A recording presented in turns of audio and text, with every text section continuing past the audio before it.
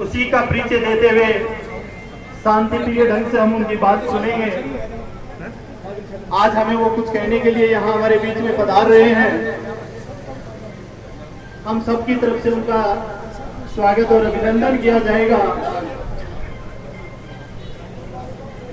आपकी जो बातें हैं वो उन तक पहुंची हैं और उन्हीं बातों को आज अपनी उन्होंने जिम्मेदारी निभाते हुए हमारे उच्च अधिकारियों ने और आपको, हम सबको, गौरव सेनानियों को, वीर नारियों को, शहीद वीरांगनाओं को, सबको सौगात देने के बीच में मौजूद हैं। आप सबकी उपस्थिति और ये भीड़ इस बात का प्रमाण है। देश के लिए अपने प्राणों की आहुति देने के लिए और chief of the staff lieutenant general लंबे समय के बाद में खत्म हुआ। हमारे बीच में मेहमान पधारे हैं। जोरदार इस सैनिकों की धरती झुंझुनू जिला सैनिकों की एक पहचान लिए हुए और उन्हीं पहचान में एक कमल के फूल की तरह एक जनरल हमारे इसी क्षेत्र से इस जिले ने दिया है, वो भी हमारे बीच में है।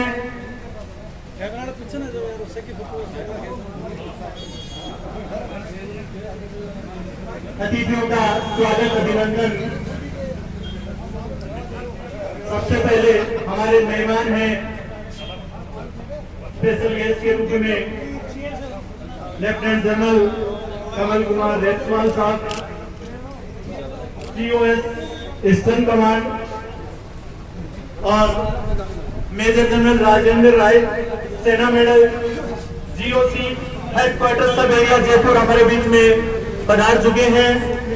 सबसे पहले लोकार्पण पट्टी का लोकार्पण कर गुड़ा क्षेत्र और उदयपुर वाटी और आसपास के क्षेत्रों को एक GOC साहब और लेफ्टिनेंट जनरल KK रेपकोल साहब, आपके कर कमलों से एक ये भव्य सूत्रों में लिखा जा रहा है कि गुड़ा को एक नई सौगात, एक भूतपूर्व सैनिकों के लिए, वीर नारियों के लिए, बर्मा की रक्षा, विश्व की रक्षा, वीर नारियों के लिए आपने एक सौगात दी है। हमारे बीच में राजस्थान नक्सलिस्ट लीग के प्रदेश अध्यक्ष, इसी जिले के बेटे लाल, वो भी मौजूद है। एक बार जोरदार तालियां जनरल SP कटवा साहब के लिए। आपने भी ये सौगात देने में अपनी भूमिका निभाई है। जो कार्यक्रम है वो संपन्न करवाया जा रहा है। माननीय अतिथियों के द्वारा लोकार्पण का कार्यक्रम है। जोरदार स्वागत के साथ हमारे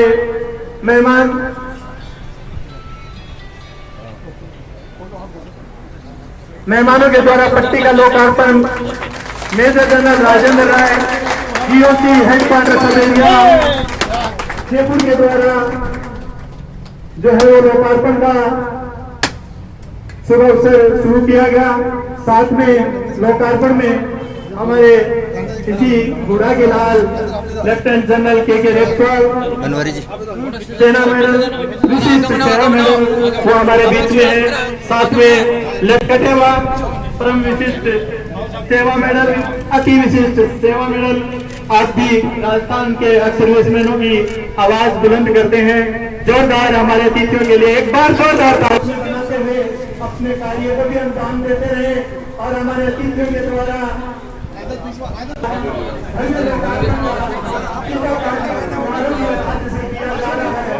हमारे लिए, हमारे मेहमानों के लिए, सैनिकों के लिए एक नया इतिहास ये क्षेत्र लिखने जा रहा है। तो इस सामान्य सौगात नहीं है, आपके किए हुए पूर्व कर्मों की, आपने जो देश सेवा राष्ट्र हित में जो काम किया है उसका एक प्रतिफल के रूप में हमारे अधिकारियों ने आज ये सौगात हम सबको यहाँ पे हैंड ओवर कर रहे हैं।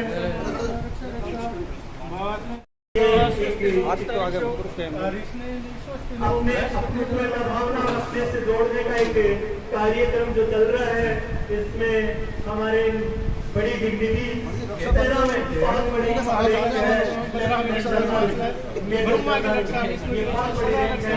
और वो आज याद है कि तेरे हमारे सैनिकों के प्रति इनके मन में बहुत कुछ है आयोजन करके हमारे अतिथियों का स्वागत कर रहे हैं गणेश वंदना करके पूजा पाठ करके और कैंटीन का भव्य शुभारंभ जो है वो तब सेकंड में होने वाला है। हमारे बीच में प्रमोद सिंह डायरेक्टर हैं आपका राजस्थान कैंटीन के, आपसे भी आपका भी यहाँ पे हार्दिक स्वागत।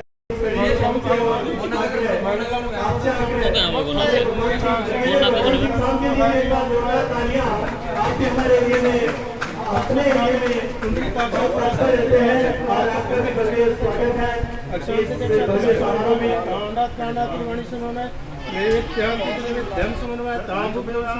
मूंगी फलन समय ऋतु फलन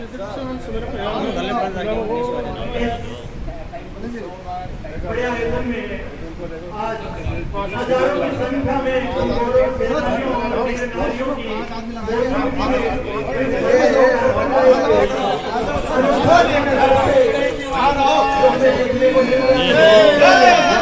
भगवान जी महाराज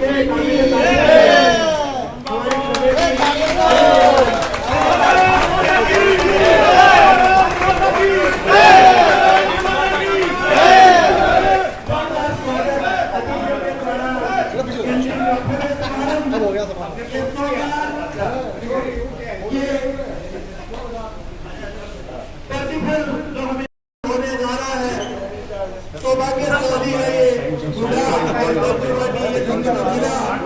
जिनमें ऐसे वीर सैनिक वीर शहीद और ऐसे हमारे योद्धा हमारे स्वतंत्रता सेनानी पैदा हुए हैं जिन्होंने अपनी जोश अपनी इच्छा शक्ति और अपने संकल्प के साथ राष्ट्र की सेवा के साथ में हमारे अतिथियों के द्वारा जो है फीता काटने के बाद में पेंटिंग का अंदर से विजिट व्यवस्थाएं यहाँ के कैंटीन मैनेजर श्री महेंद्र सिंह जी झाझड़िया और उनकी टीम के द्वारा शानदार व्यवस्थाएं यहाँ पे जो की गई है काबिले तारीफ है। कई दिनों से पिछले 1-1.5 महीने से दिन रात एक करते हुए यहाँ की पूर्व सैनिक कल्याण समिति के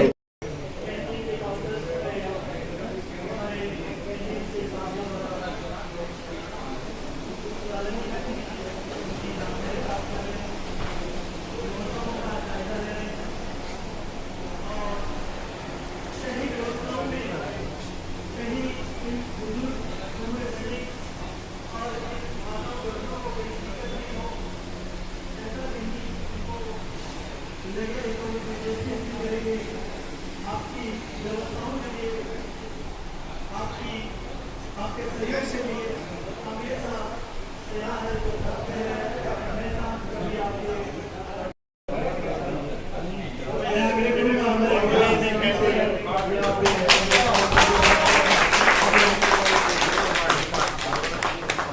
हमारी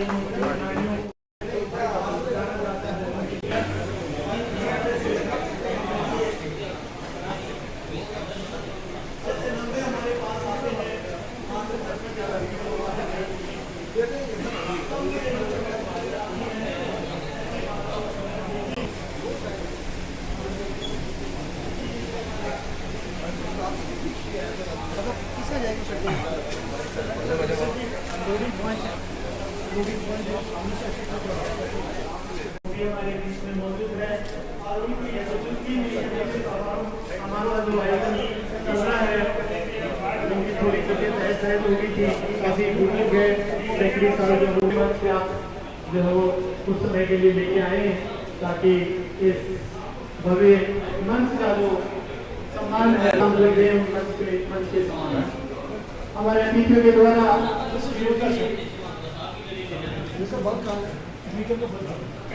headquarter sub area Jaipur major general Rajendra Rai Sena medal हमारे स्पेशल गेस्ट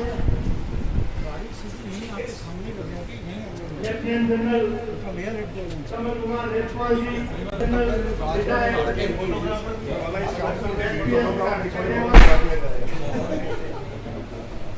परम विशिष्ट सेवा मेडल अति शिशिर सेवा मेडल आप भगवान आप काम कर रहे हैं, हमारे बीच में उनकी मौजूदगी है। हमारे बीच में ब्रिगेडियर भगवान सिंह के बाद विशेष अतिथि के रूप में आप पूर्व निदेशक भी डायरेक्टर और राजस्थान एसोसिएशन लीग के पद से प्रदेशाध्यक्ष का पद भी आपने सुशोभित किया है। आप भी हमारे बीच में कैंटीन ये तो राजस्थान गैस मैनेजमेंट कैंटीन के डायरेक्टर हैं। पूरे राजस्थान की कैंटीन का जिम्मा आपके कंधों पे है। कर्नल प्रमोद सिंह आप भी हमारे बीच में उपस्थित हैं। आपकी मौजूदगी भी हमारे इस कार्यक्रम के साथ काम लगा रही है। कर्नल दिनेश रोलानिया आप ईसीएसएस डायरेक्टर है, पूरे राजस्थान के ईसीएसएस को संभाल रहे हैं। आप भी हमारे बीच मौजूद है। कमांडर प्रवेश जिला सैनिक कल्याण अधिकारी दोनों भी हमारे बीच में है। आग्रह करूंगा और लेफ्टिनेंट जनरल जसपाल सिंह कटेवा साहब से भी आग्रह करूंगा कि आप आए और इस कार्यक्रम में मंत्र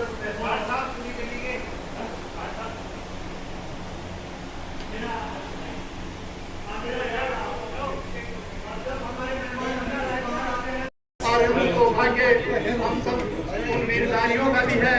उन तमाम गुड़ा और आसपास के उदयपुरवाटी और खेतरी और धौलगढ़ के क्षेत्रवासियों सब area headquarter sub area Jaipur तमाम जोरदार तालियों के साथ हमारे अतिथियों का स्वागत। जोरदार स्वागत के बीच में हमारे अतिथि मंचस्थ आज के इस कार्यक्रम के मुख्य अतिथि के रूप में GOC headquarter sub area major general Rajendra Rai Sena medal, हमारे स्पेशल गेस्ट के बतौर lieutenant general COS Kamal Kumar रेपपाल जी सेना मेडल विशिष्ट सेवा मेडल हमारे बीच में है। हमारे बीच में कर्नल दिनेश रोलानिया डायरेक्टर ईसीएस साफा पहनाकर अतिथियों का स्वागत किया जाता है। स्वागतकर्ताओं का भी आग्रह रहेगा कि आप पीछे कैमरामैन की तरफ भी ध्यान दें। पीछे कैमरामैन की तरफ ध्यान देते हुए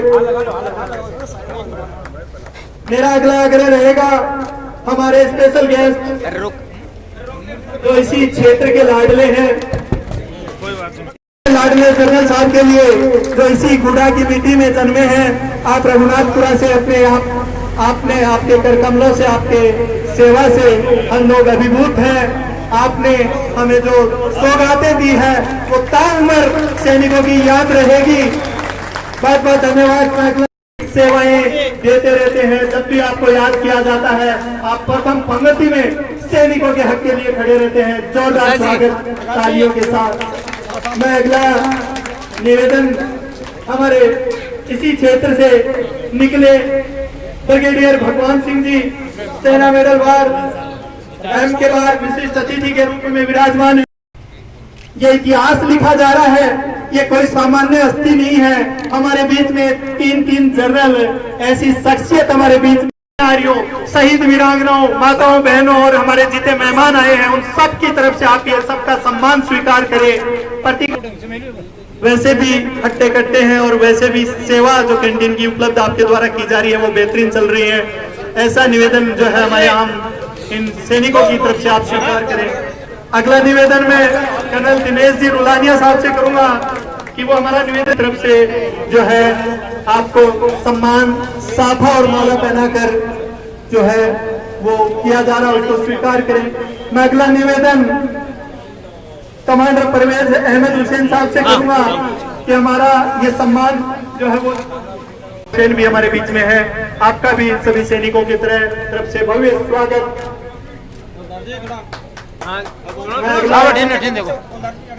आग्रह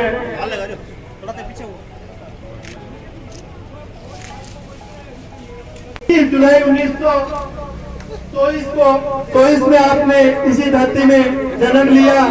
जाट परिवार में आप जन्मे और आप भारतीय सेना में 23 जनवरी 1942 को सेना में चले गए। आपने द्वितीय विश्व युद्ध में दुश्मन के छक्के छुड़ाए और जगह जगह पे चाइना और पाकिस्तान को हवलदार दलीप सिंह। दिलीप सिंह जी, दिलीप सिंह जी सामने। स्वागत समारोह में बहुत हार्दिक स्वागत अभिनंदन है। उनका भी कमेटी जो है वो सुमेर सिंह जी, कर्नल सुमेर सिंह जी का।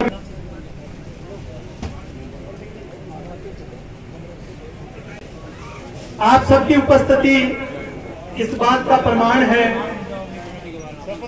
कि हमने आपका जज्बा और जोश और जुनून, आपकी उम्र को कहीं भी आड़े नहीं आने दी जाएगी।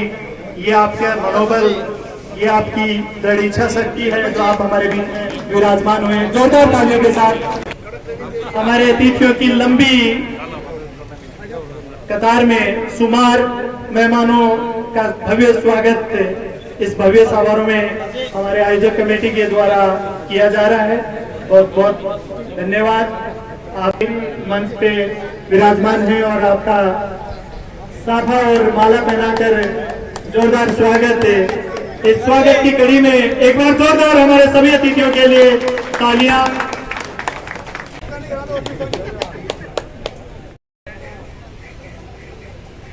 जनरल राजेंद्र राय साहब, के रेमसवाल साहब, एसपीएस कटेवा साहब, ब्रिगेडियर भगवान सिंह साहब, कर्नल दिनेश साहब, आज उनकी जो दिल की इच्छा थी वो मैंने पूरी की है। मैं आभारी हूँ राय साहब, जनरल के रेमसवाल साहब और एसपीएस कटेवा साहब, ब्रिगेडियर भगवान सिंह जी के। मैंने इनको रात को भी टेलीफोन किया है, दिन को भी से बात करके इस जितने भी बीच में रुकावट आई थी उन्हें दूर करने के लिए उन्होंने भरपूर कोशिश की और उसमें सफल हुए। इसके साथ साथ मैं जीओसी साहब का भी धन्यवाद देना चाहूँगा, आप सब फौजियों और फौजियों की वीरांगनाओं की तरफ से, उनके बच्चों की तरफ से, कि आपने भी कई फंड्स का प्रॉब्लम होने के बावजूद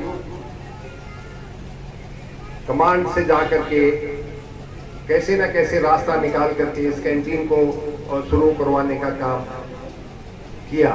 ये 2 महीने पहले जब हमारी एक्स सर्विसमैन लीग की जनरल बॉडी मीटिंग थी जयपुर में, तब ये मांग उठी थी कि कितने साल से आप बोल रहे हैं कि कैंटीन खुलेगी, कैंटीन खुलेगी।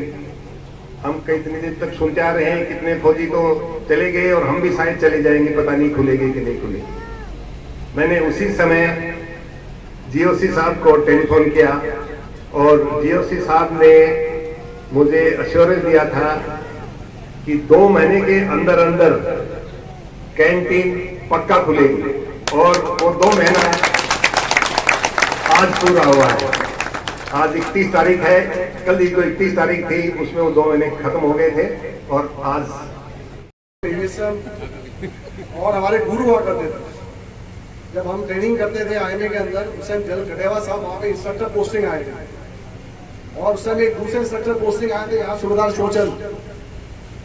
ये जब हम देहरादून जब पहुंचे थे, ये उस टाइम एक नायब सूबेदार की अपॉइंटमेंट में थे। तो जैसे कटेवा, मैं आप लोगों का ज़्यादा समय नहीं लूँगा,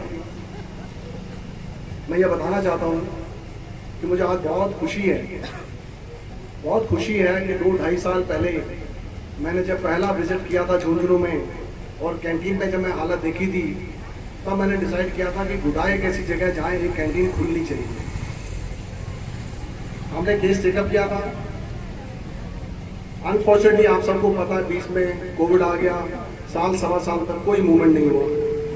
फिर हमने दोबारा फाइल्स को बुक किया, बॉम्बे भी ट्राई किया, दिल्ली सब जगह ट्राई किया, बट मेरे अकेले की कोशिश से कुछ नहीं होता अगर जीओसी साहब इसमें साथ नहीं देंगे। मैं हर 15-20 दिन में जयपुर चक्कर काटता था। हर बार जीओसी साहब के ऑफिस में जाके मैंने कहा कुछ भी हो राजेंद्र, गुड्डा में कैंटीन खुलनी है। साहब कैंटीन आज से 4 महीने 5 महीने पहले भी खोल देते हैं, लेकिन आपकी कैंटीन खुलती उस टाइम 20-25 लाख के पैसे से। 20-25 लाख रुपए से आज एक्स सर्विस कैंटीन नहीं चल सकती, क्योंकि आपको स्टाफ को सैलरी देनी पड़ती है। तो हमने हिसाब लगाया कि अगर हम 25-30 लाख से कैंटीन खोलेंगे तो चौथे महीने में सामान खरीदने के लिए पैसा ही नहीं बचेगा। तो हमने कहा चलो लोन का व्यवस्था की जाए। ऐसे करके हमने 25 लाख बॉम्बे से लोन लिया, 30 लाख कमान से लोन लिया, कुछ साहब ने करा के, तो कम से कम आधे 80-90 लाख के आसपास आ गए। 1 करोड़ पे हमने आज कैंटीन खोली। मैं आपको बता दूं, मैं सबसे पहले राजगढ़ विजिट किया। राजगढ़ में इन्होंने एक्स-सर्विसमैन कैंटीन खोली 15 लाख रुपए से। वहां तो एक फौजी यूनिट उस कैंटीन को चला रही है, तो स्टाफ को सैलरी देनी नहीं पड़ती, तो किसी भी तरीके से वो कैंटीन घिस के चल रही थी। लेकिन कैंटीन में जिस दिन सामान आता था 5 दिन सामान खत्म हो जाता था। फिर मैंने उस टाइम अपना प्रयास करके 20 लाख रुपए उनको मैंने और लोन दिलाया। और तब मैंने हिसाब लगाया कि बुढ़ा के एरिया में अगर कोई कैंटीन खुलनी है, जब तक उसके पास 75 से 80 लाख रुपए की कैंटीन स्टार्ट नहीं करेंगे, हम कैंटीन को रन नहीं कर पाएंगे। तो मैं आप सबके सामने अभी भी आज भी जनरल राजेंद्र राय साहब का बहुत बहुत धन्यवाद देना चाहता हूँ कि बाहर का रनिंग ग्राउंड मेरा जितना भी था, लेकिन हर बार जयपुर में जब आया तो राय साहब ने मुझे अश्योर किया कि इसे कैंटीन खोलेंगे। मैंने कहा तू यहाँ का अरेंजमेंट देख ले, चाहे दिल्ली से परमिशन लेनी है, बॉम्बे से लेनी है। बॉम्बे भी मैं 2 बार गया, जहाँ से भी लेनी है मैं लेके आऊँगा। लेकिन हमने गुड़ा में कैंटीन खोली। साहब लोगों ने यहाँ पे जितने भी हैं बहुत इंटरेस्ट लिया, रेगुलर मुझे फीडबैक देते रहते थे। और यहाँ के लोगों का बहुत बड़ा एक डिमांड है, मुझे उम्मीद है कि आपकी कैंटीन कुछ ही समय में गुड़ा के अपना झुंझुनू कैंटीन को मार देगी। और मैं एक बात आप लोगों को बताना चाहता हूँ, एक बात मैं आप लोगों को साफ पहले बताना चाहता हूँ कि प्लीज़ कैंटीन खुली है, कैंटीन का प्रॉपर आप सदुपयोग कीजिए, कैंटीन को प्रॉपर आप सब्सक्राइब कीजिए, जो सामान आपको जाए वो लीजिए। क्योंकि आपकी कैंटीन अभी पहले 3 महीने एक एक्स अमाउंट उतने का ही आपको स्टोर मिलेगा। उस स्टोर का अगर सेल नहीं होगा तो आपको कैंटीन में और एक्स्ट्रा सामान नहीं मिलेगा। तो जितने भी यहाँ पे एक्स सर्विसमैन जितने भी लोग हैं, मेरा आपसे एक ही रिक्वेस्ट है कि इस तरफ नवलगढ़ की तरफ या बाकी और उदयपुर आदि उसके आगे जो भी है, कोशिश कीजिए कि अच्छी फैसिलिटी मिलेगी। जयपुर नज़दीक है, जरूरत पड़ी सामान महीने में 2 बार भी आ जाएगा। लेकिन इस कैंटीन का सही आप सदुपयोग कीजिए। जैसे जल कटेवा साहब ने बोला है, स्टाफ के साथ थोड़ा कॉपरेट कीजिए। नई कैंटीन खुली है, स्टाफ भी नया है, ठीक है। तो इस कैंटीन में स्टाफ ये सब अपने ही लड़के हैं, इनको ये लगना चाहिए कि हम एक आपको सर्विस दे रहे हैं, तो उसका प्रॉपर आप यूज कीजिए। हो चुकी थी, पर कुछ कोविड और कुछ और कारणों से खुल नहीं पा रही थी। पर बहुत बहुत धन्यवाद जनरल रेपसवाल साहब का, जिन्होंने काफ़ी अथक प्रयास किया कई ऑफिसर से वो फाइल्स को आगे बढ़ाने में। और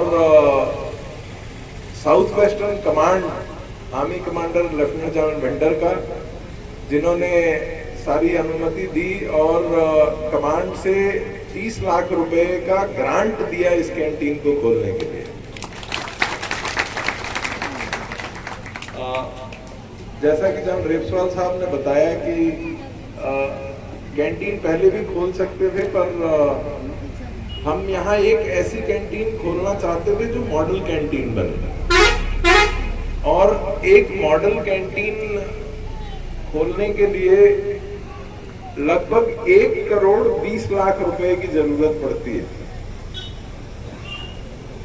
क्योंकि बिल्डिंग का किराया, स्टाफ की तनख्वाह और जो स्टॉक आप फर्स्ट टाइम लेते हो, और यहाँ के एक्स सर्विसमैन की जो नफरी है उसको देखते हुए लगभग 3000 एक्स सर्विसमैन को केटर करते हुए अगर आप स्टॉक खरीदते हो, लेकर और ग्रॉसरी, तो ये सारा कुछ मिला के करीब 1 करोड़ 20 लाख का खर्चा जो एक्स सर्विसमैन पॉपुलेशन गुड़ा के आसपास है उसके लिए कैंटीन खोलने के लिए चाहिए होता है।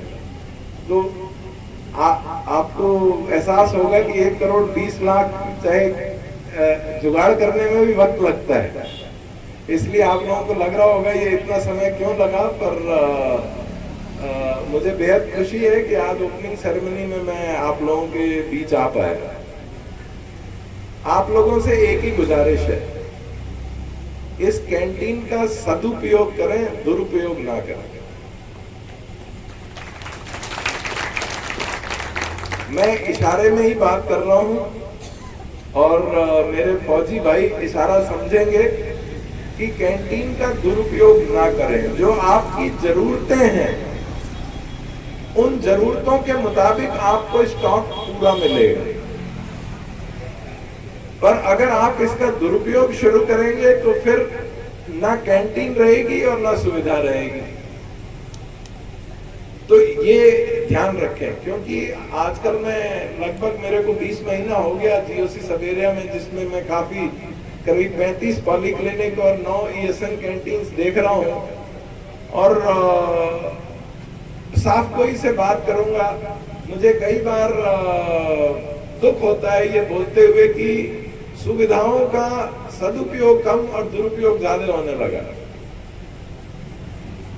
तो अभी मैंने स्टाफ को भी हिदायत दी है और आप लोगों को बता के जा रहा हूं, ओपनली, चुपके से नहीं हिदायत पास की है कि अगर कोई दुरुपयोग करते हुए पाया गया तो अभी हम प्रावधान कर रहे हैं, आपका कैंटीन कार्ड भी ब्लॉक करेंगे और ECHS कार्ड्स भी ब्लॉक करना शुरू करेंगे। क्योंकि कई ESM सोचते हैं कि अब वो रिटायर हो गए तो फौजी जो अनुशासन है वो उन पर लागू नहीं होता। पर अगर फौजी व्यवस्थाओं का आप आनंद उठा रहे हैं, उसका सदुपयोग कर रहे हैं, तो फौजी अनुशासन भी उसी भांति अभी भी आप पे लागू है। कई लोगों को इसमें बुरा लग रहा होगा कि ये जीओसी सबेरिया क्या बोल रहे हैं, पर बातें अगर साफ की जाए तो ठीक रहता है। इसलिए आपसे बिल्कुल साफ गोई से बात कर रहा हूं। होते उसमें 4, 5, 10 आदमी हैं जो दुरुपयोग करेंगे और नुकसान बाकी कम्युनिटी का होगा। तो इसलिए आप सबकी जवाबदारी है कि इसमें जो मैनेजमेंट है, कैंटीन मैनेजमेंट है, उसका सहयोग करें, सुविधाओं का दुरुपयोग ना होने दें। जो एक आ रहा था कि स्टॉक की कमी होती है, अभी थोड़ा सा मैं इस पे आपको थोड़ा सा रोशनी डालूंगा कि स्टॉक की कमी क्यों होती है। सब आजकल ज्यादातर बोलते हैं साहब 10वें दिन तो सामान खत्म हो जाता है। सबकी यही प्रॉब्लम मेरे पास आती है, साहब 10वें दिन सामान खत्म हो जाता है। 1 अप्रैल से पहले एक जो जवान का कार्ड है, कितना 8,000 की लिमिट है। आप 8,000 रुपए तक का सामान उस पर खरीद सकते हैं। पर जब हम कलेक्शन के लिए जाते हैं तो हमें पर कार्ड, जितने आदमी यहाँ आए हैं मंथ में, पर कार्ड सिर्फ 2,500 का ही सामान मिलता था। यानी पहले दिन जो जवान अपने कार्ड का पूरा 8,000 का सामान लेकर चला गया, तो वो 3 आदमियों का सामान लेके चला गया। हमें तो डिपो दे नहीं रहा, हमें तो आपका पर आदमी के 2,500 के हिसाब से दे रहा है। तो एक वो कारण था कि स्टॉक कम पड़ता था। पर अभी वो लिमिट जो जवान के कार्ड की 8,000 पे 2,500 मिलता था, अभी 3,500, 4,000 का स्टॉक हम कलेक्ट कर पाएंगे। तो अभी अगर एक ले भी जाएगा तो 2 आदमी का ही ले जाएगा, 3 का नहीं ले जाएगा। तो ये अभी स्टॉक की कमी नहीं होगी। इसीलिए मैं बोल रहा हूं, जो आपकी जरूरत है उसके मुताबिक सदुपयोग करो, दुरुपयोग मत करो। काफी लोगों को शंका और संशय था कि कैंटीन के स्टॉक के लिए प्रॉपर, शुरू में तो दिखाने के लिए साहब खुल जाएगी, पर स्टॉक चल पाएगा कि नहीं चल पाएगा। तो मैं एज जीओसी सबेरिया आपको आश्वस्त करता हूं कि जितना इस डिपो को 3 महीने तक मुझे सिर्फ 3000 के हिसाब से मिलेगा स्टॉक, वो फिक्स्ड है। चौथे महीने से कैलकुलेट होगा कि कितने आदमी इस कैंटीन का इस्तेमाल कर रहे हैं। हो सकता है 2700 आए, हो सकता है 3200 आए, हो सकता है 2200 आए। तो चौथे महीने से जितना उपयोग हुआ है कैंटीन का महीने में, उस एवरेज के हिसाब से मुझे स्टॉक मिलेगा। पर 3 महीने तक 3000 के हिसाब से स्टॉक मिलेगा। तो घबराएं नहीं, पैसे की कोई कमी नहीं होगी, स्टॉक की कोई कमी नहीं होगी। और 3 महीने बाद जब एवरेज निकल जाएगा तो उसके बाद से वैसे भी सुचारू रूप से कैंटीन चलने लगेगी।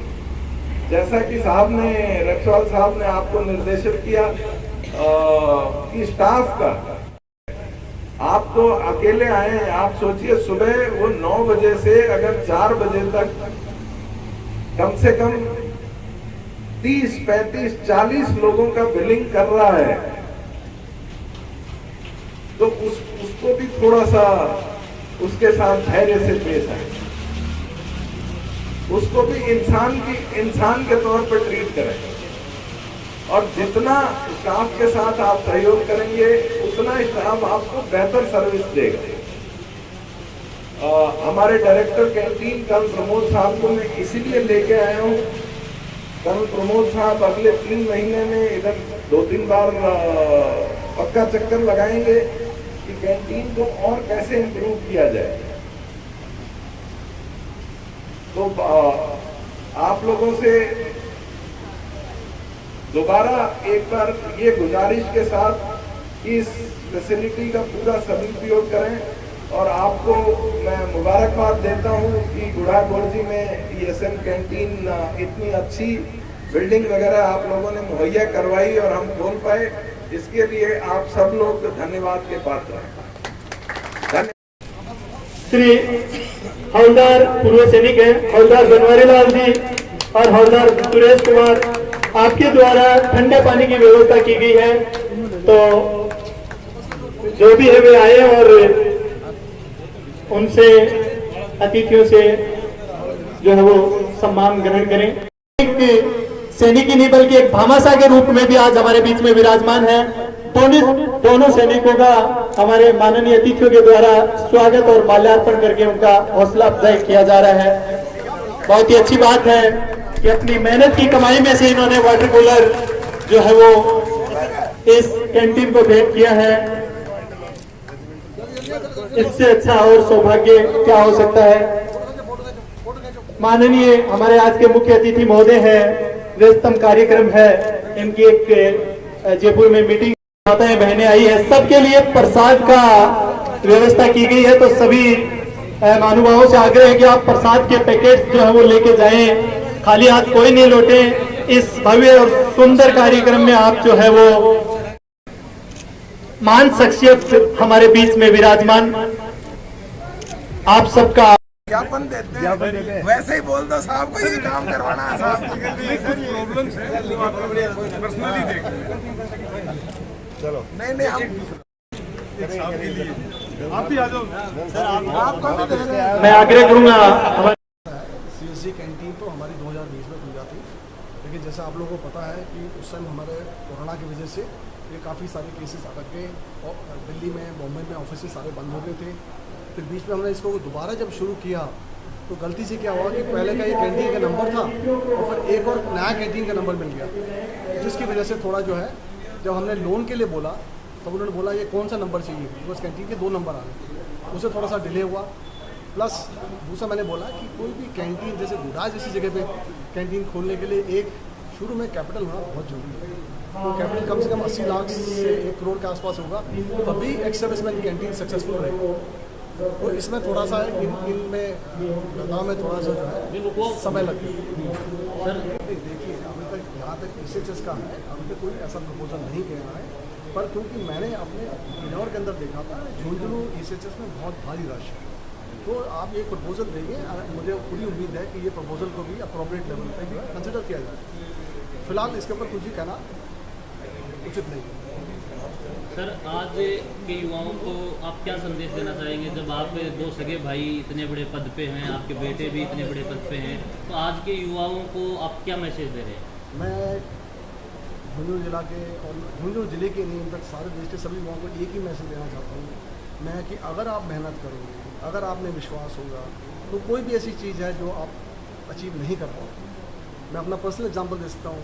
मैंने अपनी पढ़ाई जो है गांव के स्कूल से शुरू की थी। स्कूल में जहाँ 4 रूम का एक स्कूल होता था वहाँ से मैंने शुरू की थी। उसके बाद हम बाहर चले गए फादर कमीशन बनने के बाद में, और आज मैं और मेरा भाई दोनों इसी एरिया से पढ़े हुए स्कूलों से बाहर जाके फ़ौज का जो एक लास्ट रैंक, एक लेफ्टिनेंट हमने हासिल किया। मेरे दोनों बेटे फ़ौज के अंदर हैं, आज दोनों मेजर्स हैं। तो वो सिर्फ जो है हमारे पास किसी की कोई पहुँच नहीं, कोई कुछ नहीं थी। हमारा जो भी अचीवमेंट है सिर्फ हमारी पूरी मेहनत है। तो आज के युवाओं को ये समझना चाहिए कि अगर हम इसी एरिया से निकले हुए हैं, गाँव के स्कूल में पढ़े हुए, उस टाइम कोई स्कूल फैसिलिटीज़ नहीं होती थी। आज के टाइम में तो इस एरिया में आज मैं देखता हूँ बुढ़ा के अंदर कम से कम 25 से 28 स्कूल और कॉलेजेस खुले हुए हैं, अच्छी टीचिंग फैसिलिटीज़ मिली है। तो कोई भी आज का युवा अगर ये मेहनत करेगा और ये सोच लेगा कि मैंने कल IAS बनना है, IPS बनना है, फ़ौज में जाना है, कोई ताकत को रोक नहीं सकती। सबसे बड़ी आपको किसी को विश्वास होना चाहिए तो अपनी पर्सनल मेहनत के ऊपर, और मेहनत के अलावा कुछ आपको जो है कुछ हासिल नहीं हो सकता। तो मैं चाहता हूँ कि जो भी हैं बच्चे आज के खूब मेहनत करें। जो मेहनत करेगा उसको जो भी चाहेगा वो मिलेगा। सर, आज आप अपनों के बीच आए हैं, अपनों के द्वारा आपका भी स्वागत हुआ है, तो ऐसा सम्मान पाके आप कैसा महसूस कर रहे हैं? नहीं, मुझे आज बहुत खुशी है। मैंने बोला है, मैंने यहाँ गाँव की स्कूल से शुरू की है। मैं पिछले 17-18 साल से तो मैं ये कह सकता हूँ कि कोई महीना 1.5 महीना नहीं होता जब मैं गांव में नहीं आता। और बाहर हम रहते हैं, गांव का काम का बहुत प्रेशर रहता है, बहुत बिजी रहते हैं, लेकिन यहाँ आप जो है महीने में 1 या 2 दिन भी आके चले जाते हो तो आपको बहुत ज़्यादा एक ना एनर्जाइज फील करते हो, कोई टेंशन नहीं होता है। और बहुत मैं गाँव में आता हूँ तो मुझे बहुत अच्छा लगता है। इसलिए मैं हर 1 महीने 1.5 महीने में 2-3 दिन जो है गाँव में जरूर आकर रहता हूँ। यहाँ के लोगों में एक अपना अलग जो है ना प्रेम है, भाव है, और मेरे को एक पूरा विश्वास है कि आज मैंने, मेरे भाई ने, मेरे परिवार ने जो अचीव किया है वो सिर्फ यहाँ के लोगों की गुड विशेस और यहाँ के जो गुजर रहे हैं उनके आशीर्वादों से। 10,000 से ज़्यादा फौजियों की संख्या है। आज कैंटीन खुली है यहाँ, हमें लगता है कि कुछ खुलने में कुछ देरी हुई, क्या कारण रहे, या जो भी बात आप बताएं। आप लोगों के हिसाब से 10,000 ESM हैं, पर जिला सैनिक कल्याण जो ऑफिस है उसके हिसाब से यहाँ करीब 4,500 या 5,000 ही ESM हैं। आप उनके परिवारों की गिनती मत करिए। तो ये सेंक्शन होने में और फाइल्स मूव होने में आपको मालूम है कि करीब 1.5 साल तक कोविड के कारण सारे ऑफिस वगैरह भी इतनी एफिशिएंसी से काम नहीं कर रहे थे, इसलिए थोड़ा देर हुआ। पर आज मुझे बेहद खुशी है कि पूरा एक्स सर्विसमैन कम्युनिटी के लिए यहाँ जो इतनी अच्छी कैंटीन खुली है उसकी ओपनिंग सेरेमनी में मैं आ पाया। मुझे बेहद खुशी है इस बात। जी देखिए सर, आज आप ही के मंच पे स्वतंत्रता सेनानी जो करीब 100 वर्ष से ऊपर की आयु लेके बैठे हैं, ऐसे में अब अगर कोई बीमारी हो तो या कोई इलाज चाहिए तो उनको काफ़ी दूर तक जाना पड़ता है। ECS से संबंधी हॉस्पिटल अगर गुड़ा में हो तो उनको सुविधाएं पूर्व सैनिकों को खूब अच्छी तरीके से मिलेंगी। अभी झुंझुनू यहाँ से करीब 30-35 किलोमीटर है।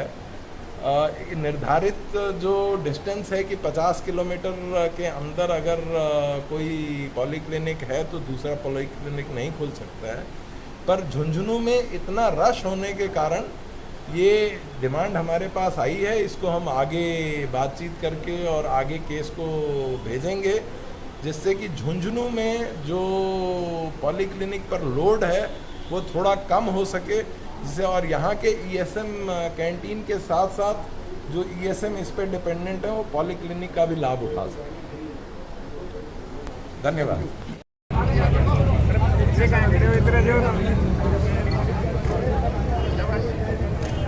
सर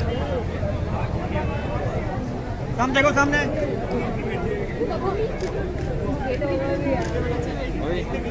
मेरे साथ जी सर।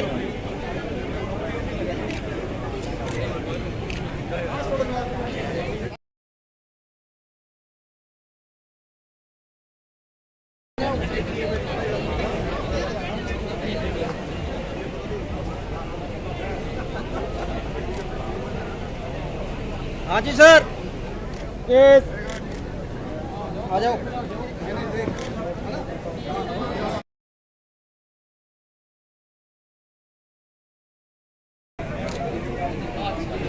जी सर, आ जाओ।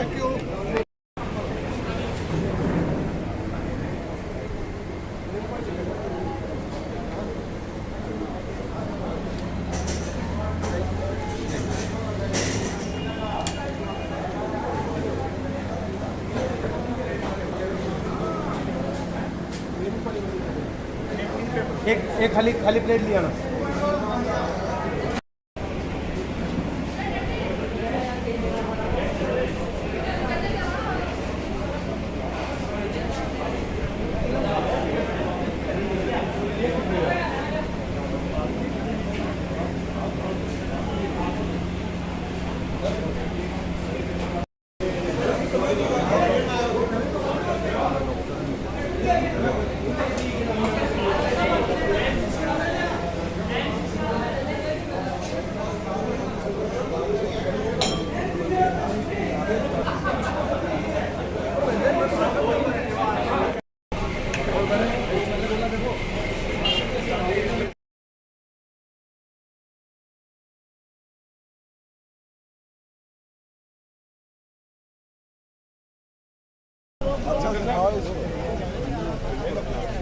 आप मेरे वाली गाड़ी में हो गया, आओ ना।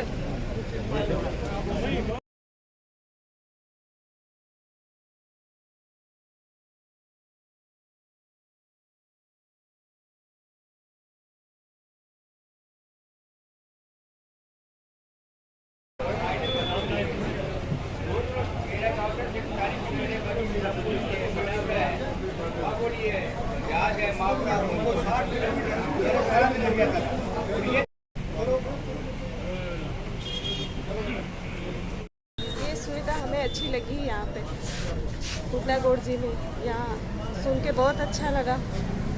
अब आपको जिस प्रकार बसों द्वारा झुंझुनू सीकर नीम का खाना नहीं जाना पड़ेगा, वहाँ इस विषय में क्या करना है आपका? वहाँ जाके हमें बहुत प्रॉब्लम होती थी, वहाँ बहुत भीड़ रहती थी, लाइन में लगना पड़ता था। यहाँ पे हमारी प्रॉब्लम खत्म हो गई। ये जो अभी शहीद वीरांगना है वो भी आपको बताया कि बहुत अच्छा लग रहा है। और जो हमारी समस्या थी, झुंझुनू जाते थे या सीकर जाते थे, लाइन में लगना पड़ता था, कई बार सामान नहीं मिलता था, खाली हाथ लौटना पड़ता था और बहुत परेशानी होती थी, वो परेशानी ख़त्म हो गई। अभी इन्होंने सामान लिया है, ये अपने जो वीरांगना है शहीद विक्रम सिंह जी की पत्नी, उन्होंने सामान लिया है, ये बहुत गुड फील कर रही हैं। और मैं अपने आप को सौभाग्यवाली समझता हूँ कि मेरे को इसका मौका मिला। मैं अध्यक्ष होने के नाते मेरा एक ये अचीवमेंट था कि मैं कैंटीन लाऊं यहाँ पर आज वो मेरा अचीवमेंट है, वो पूरा हो गया। इसी प्रकार आगे ही क्या मांग है? जैसे आज आप आगे की हमने मांग सब लोगों को बताया है कि जितने मेरे सैनिक हैं, एक्स-सर्विसमैन और उनके डिपेंडेंट, उसके हिसाब से इसी तरह भी यहाँ होना चाहिए, क्योंकि जो पहाड़ी ये उदयपुर वाटी क्षेत्र है वो आधा मैदानी इलाका है, आधा पहाड़ी इलाका है। पहाड़ी इलाके से आदमी आकर के झुंझुनू रेफर के लिए जाना पड़ता है। झुंझुनू यहाँ से 35-40 किलोमीटर पड़ता है, 35-40 किलोमीटर वापस वही गुडा का रूट लेकर के जयपुर जाना पड़ता है। बीमार हैं, उसकी स्थिति खराब हो जाती है, या तो उसकी डेथ हो जाती है या किसी कारण से टाइम पे उसको उपचार नहीं मिल पाता। उसके उपलक्ष्य में ये बाकी जो समस्याएं देखते हुए डिपेंडेंसी के हिसाब से तो हमने ये मांग रखी है कि साहब गुडा में ECSB होना चाहिए। हमने ज़मीन अलॉटमेंट करवा ली है, मैंने कहाँ पे करवाई? जैसे QRT टीम और मेरी टीम ने उदयपुर वाटी रोड टोडी के पास जो खदान है वो हमारे को अलॉट हो गई है। वहाँ पर हम अभी नक्शा बनवाएंगे और नक्शा बना आर्किटेक्ट के थ्रू, और वहाँ पर कैंटीन का और ECSS का वहीं ऑफिस होगा। टाइम के अंदर हम बैंक से रिक्वेस्ट करेंगे SBI से कि यहाँ पर एक ATM होना चाहिए। तो ATM होने से क्या होता है, जिसको पैसे निकालना है, कोई समस्या हो तो वो अपनी समस्या को समाधान कर सके। एक अपन लेटर लिखेंगे, लेटर हेड के ऊपर, और बैंक मैनेजर साहब को देंगे और उनसे रिक्वेस्ट करेंगे यहाँ ATM लगाएंगे। कई बार ऐसे होते हैं यहाँ पर अनपढ़ आदमी होने के कारण से उनका ATM नहीं होता है, और ATM नहीं होने के कारण से यहाँ उनको सामान नहीं मिलता है, वो पैसा लेने के लिए वापस गुड्डा स्टैंड पे जाना पड़ता है। तो बुजुर्ग आदमी है, वहाँ तक जाते हैं, वो परेशान हो जाते हैं और वहाँ पर जाके पैसे निकाले जाते हैं। इसलिए वो समस्या दूर करने के लिए हम यहाँ ATM खुलवाएंगे, जो अगर पैसे की अगर कोई वो होती है तो यहीं से निकालें, यहीं अपना सामान ले लें।